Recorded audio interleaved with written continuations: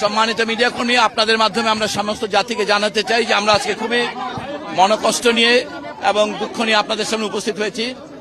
আপনারা জানেন যে শরীফ ওসমান হাদি গুলিবিদ্ধ হওয়ার পর থেকে ঢাকা মেডিকেল কলেজ এবং এভার কেয়ারে ধারাবাহিকভাবে তার চিকিৎসা করা হয়েছিল এবং সেই চিকিৎসায় তার বর্তমান অবস্থা এয়ারলিফট করার জন্য যখন সন্তোষজনক হয়েছে তখনই আমাদের সরকারের পক্ষ থেকে সিঙ্গাপুর জেনারেল হাসপাতালে তাকে শিফট করার জন্য অ্যাম্বুলেন্স আনার প্রস্তুতি নেওয়া হয়েছে এবং তার প্রেক্ষিতে এয়ার অ্যাম্বুলেন্স এসেছে সকাল 11টার দিকে এবং তারপর এই মাত্র এয়ার অ্যাম্বুলেন্সে করে ওসমান হাদি সিঙ্গাপুর জেনারেল হাসপাতালের উদ্দেশ্যে রওনা হয়েছে।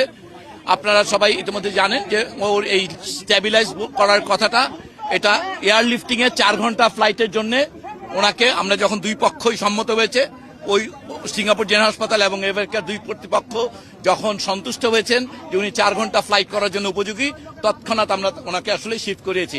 এখন আপনারা সবাই দোয়া করবেন। আমরা বলতে চাই যে ওনার আঘাত সম্পর্কে আপনারা ইতিমধ্যে অনেকবার শুনেছেন।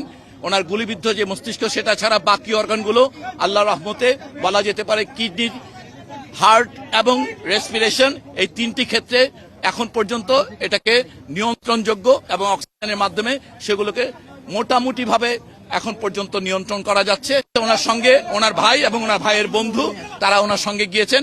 আমাদের ওই পক্ষে সিঙ্গাপুরে আমাদের হাই কমিশন এই ব্যাপারে সম্পূর্ণ অ্যালার্ট। আপনারা জানেন এই অঞ্চলের মধ্যে নিউরোসার্জারিতে সবচেয়ে ভালো সেন্টার। আশা করবো যে সবাই আপনারা দোয়া করবেন।